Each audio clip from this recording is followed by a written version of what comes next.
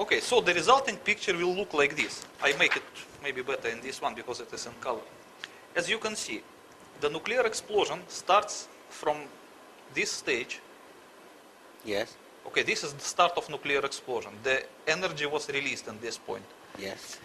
Next, it evaporated the rock. So it created the cavity of primary size, which Yes. is tend to expand by the pressure of gases. And in the case of 150 kilotons, that's 100 meters. 100 meters is the final size of the cavity, Sorry, the yes. secondary size. Okay. Okay, so the primary size will be a little bit smaller.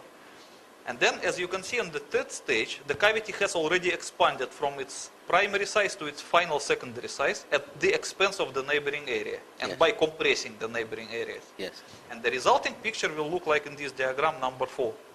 So in the middle will be a cavity of secondary size, and this blue area will be called crushed zone, and the green area is damaged zone. So the filling of the crushed zone is the completely pulverized microscopic material, as we discussed. But I'm intrigued about this crash zone and the pulverized particles. Yes. Do I take it the center is still incredibly hot? It doesn't matter, Massive because temperatures. eventually it will cool down anyways. Right. But then we've got this pulverized dust. Yes. No matter what the material is, steel, human beings, doesn't matter. granite, anything. Anything, it will be just pulverized irrespectively of what it was. Because the pressure of these gases is so high that it will equally pulverize everything. In your book, you explain that the pulverized dust can take the form of what it was originally. Yes. Form and But the color. then you pick it up Yes. and it's just dust, it's not there. Yes. So you can pick up some rock from here, and it will look like an original piece of rock. Like a pebble. Yeah, you can see the same color and the same form as it was before. Right. But when you grab it and you press it a little bit with your finger, it will just crush to the microscopic dust. So the atoms of that article are still the same material, Yes. but they're just they're not connected in No, I essence. would not say that it will be crushed to atomic structure. No. No, to no. microscopic. No, I'm just trying to get a picture because we're going to come and look at dust later and see if it's the same dust. Yes. Okay, so now, as you can understand this, I want to explain about the destructive factors of the underground nuclear explosion. So this is the level of surface, and this is our underground nuclear explosion. So as you can see, there was no thermal radiation, because it was underground, there was no air around. There was no air blast wave, because there was no air around. And third, the penetrating ionizing radiation that can injure people instantly could not reach the Earth's surface because as a part of primary radiation, it was absorbed by surrounding areas of the rock.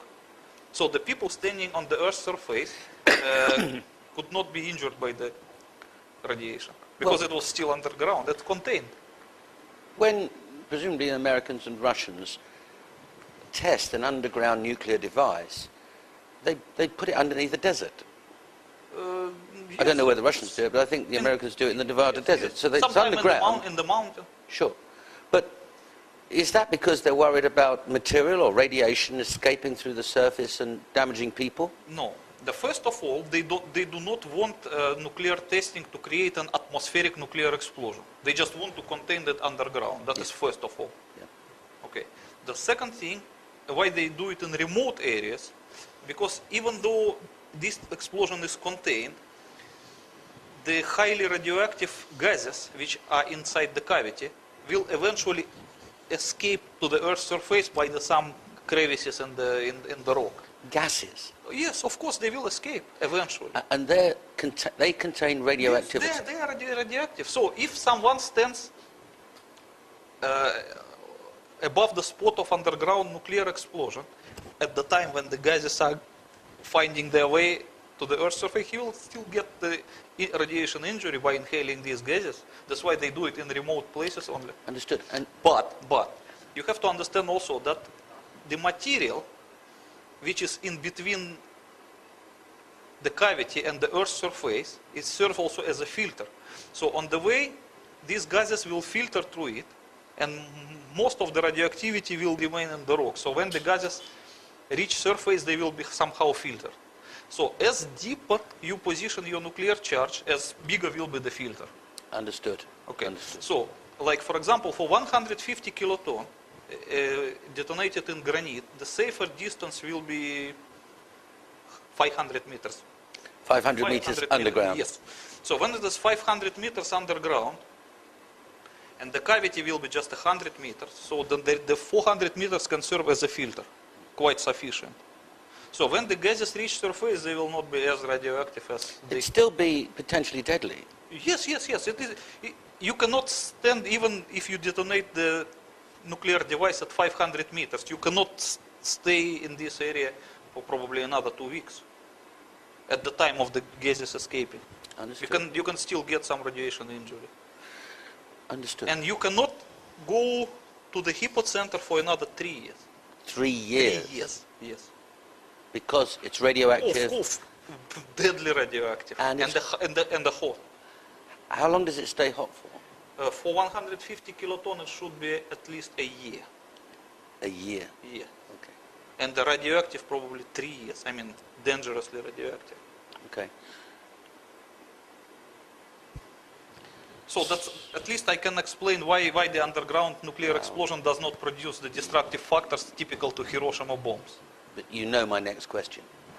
Dimitri, you've just explained about a general underground explosion and that 150 kiloton yield explosion should be 400 meters below the ground, below the 500 earth, 500 below should the, be 500. forgive me, 500 meters below the ground, the surface. Would that be the same measure that they used in the World Trade Center? No, of course not. What I explained to you, that was a typical safe distance for underground nuclear test, but not for the demolition. But what we saw in the World Trade Center case, it was a demolition, so it was a different arrangement. I see. Okay, I will try to explain it to you. The World Trade Center was positioned like this. This is the ground level. So the tower was built in that way that it went below the ground 27 meters. Yes. So the lowest underground floor of the Twin Tower was positioned 27 meters below the Earth's surface. Yes. So in order to demolish it, you have to position the nuclear charge at 50 meters below the lowest floor of the tower. Exactly 50 meters. Exactly 50 meters, because 150 kiloton explosion in granite, as I explained to you, produces a cavity of 100 meters. So if the radius is 50 meters, it is exactly the right position, so that the upper sphere of the cavity will never reach the Earth's surface, but it will reach the underground foundation of the tower. So the tower will supposed to lose its foundation and just sink into the cavity and melt there, because of the temperature after a nuclear explosion is extremely high. Yes. It's enough to melt the entire 400 meters of the tower in just 100 meters cavity. It's just like a pot and a bar of ice cream. So that was the demolition idea. That's why they position the nuclear charge, if measuring from the Earth's surface, is 77 meters. Not 27 meters here and 50 meters here. So altogether, from here to here, is the 77 meters. Exactly. Exactly. And 100 meters wouldn't work? It would not work because the upper end of the cavity would not reach the foundation of the tower. I understand. And they intended it to be exactly like this.